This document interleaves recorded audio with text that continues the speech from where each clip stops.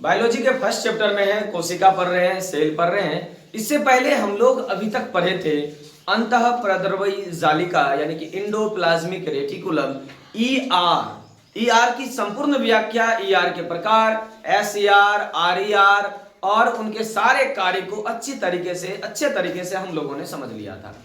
अब जो खुरदरी अंतःप्रद्रवी जालिका है उसके ऊपर जो दानेदार संरचना पाई जाती थी जिसके कारण वो खुरदरी होती है, वो संरचना थी राइबोसोम। वो संरचना है राइबोसोम। राइबोसोम को अब समझते हैं, हालांकि उस समय भी थोड़ा बहुत जरूर समझ लिए थे, फिर से राइबोसोम को समझते हैं। राइबोसोम खुरदरी अंतःप्रद्रवी जालिका पर पाया जाने वाला एक दानेदार संरचना है। खुरदरी अंतःप्रद्रवी जालिका पर मौजूद जो दानेदार संरचना है वो राइबोसोम कहलाती है। राइबोसोम का एक ही कार्य है, सबसे बेजोर कार्य है क्या, कि यह जो है प्रोटीन संश्लेषण करता है, यानी प्रोटीन का निर्माण करता है राइबोसोम। इसके अलावा गुच्छों में, कुछ राइबोसोम गुच्छों में पाए जाते हैं। आप देख रहे हैं ये चिकनी खुरदरी अंतःप्रद्रवी जालिका है। इस खुरदरी अंतःप्रद्रवी जालिका पर यह दानेदार उभरी हुई संरचना पाई जाती है जिसे राइबोसोम कहा जाता है। और राइबोसोम कहीं कहीं गुच्छों में पाया जाता है, बहुत ज्यादा मात्रा में पाया जाता है। ऐसे राइबोसोम कहलाते हैं पॉलीराइबोसोम, यानी कि बहुत ज्यादा राइबोसोम एक जगह है तो पॉलीराइबोसोम कहलाते हैं। और गुच्छों में पाए जाने वाले पॉलीराइबोसोम कहलाते हैं। राइबोसोम का निर्माण वो खुद प्रोटीन से और आरएनए से मिलकर बना होता है, यानी राइबोसोम खुद जो है वो प्रोटीन और आरएनए से मिलकर बना होता है। अब हम आगे की संरचना को पढ़ते हैं। 2-3 कोशिका अंगक को पढ़ लिए, अब तीसरे कोशिका अंगक की तरफ बढ़ते हैं। सन 1898 ईस्वी में केमिलो गॉल्जी नाम का वैज्ञानिक ने कोशिका के भीतर छर्नुमा संरचना देखा कि कोशिका द्रव में बिखरा हुआ है टेलीफोन के जैसा एकदम छर्नुमा संरचना, अलग अलग करके एकदम मुड़ी हुई छड़ के समान, इस तरह की संरचना देखी उन्होंने। और वो जंतु कोशिका में देखा, और जंतु कोशिका में किसने देखा, तो गॉल्जी ने देखा, कैमिलो गॉल्जी ने देखा। इसलिए उसका नामकरण गॉल्जी काय, गॉल्जी अपरेटस या गॉल्जी बडी, ठीक, इस प्रकार से उसका नामकरण किया गया। तो जंतु कोशिका में 1898 ईस्वी में कैमिलो गॉल्जी नाम का एक वैज्ञानिक ने जंतु कोशिका में सबसे पहले गॉल्जी उपकरण या गॉल्जी काय या गॉल्जी बडी को देखा। अब इसके बाद क्या होने लगा कि पेड़ पौधों की कोशिका में भी देखा, तो पेड़ पौधों के कोशिका द्रव्य में भी, पेड़ पौधों की कोशिका के कोशिका द्रव्य में भी यह मुड़ी हुई छड़ के समान दिखाई दे रही थी और इसे कहा गया डिक्टियोसोम।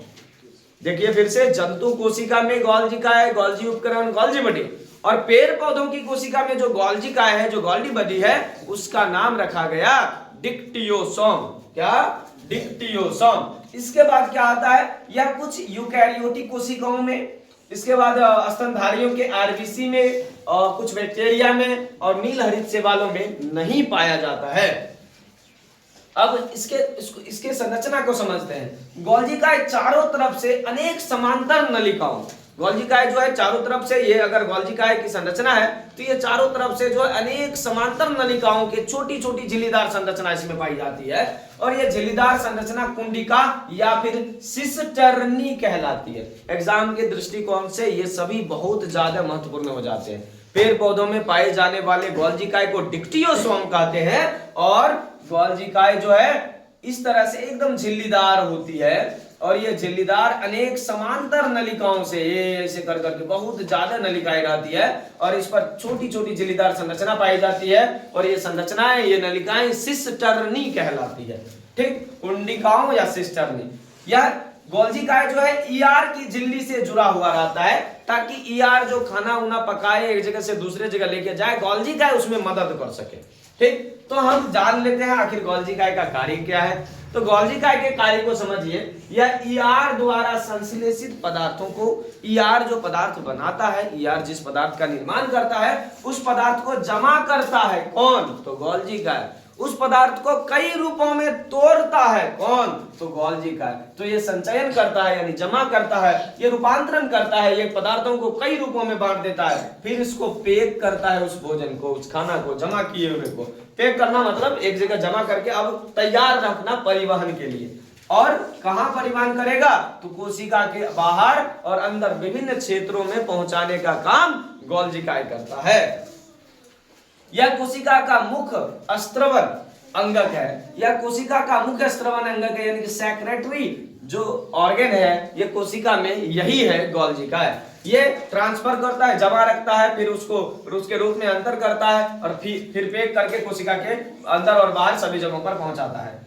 और यह किसका निर्माण करता है? तो यह लाइसोसोम, उसके बाद पेरोक्सिसोम, फिर कोशिका प्लेट, फिर कुछ शर्करा जो जटिल सामान्य शर्करा रहता है उसको जटिल से जटिल बना देता है ये, तो यह शर्करा आदि का निर्माण में सहायक होता है।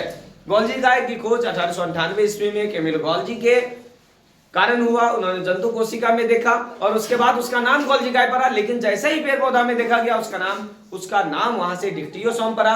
अनेक छोटी महीन नलिकाएं जो पाई जाती है उसको सिस्टर्नी कहा गया।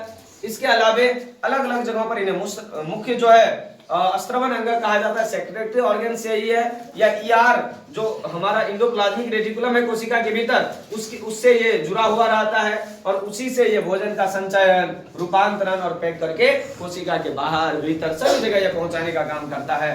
इसके अलावा ये कोशिका प्लेट, शर्करा, पेरोक्सिसोम, लाइसोसोम आदि के निर्माण में सहायक होता है। इस प्रकार हमने आज जाना राइबोसोम और गोल्जी गाय के संरचना और तथा उनके विभिन्न प्रकार के कार्य।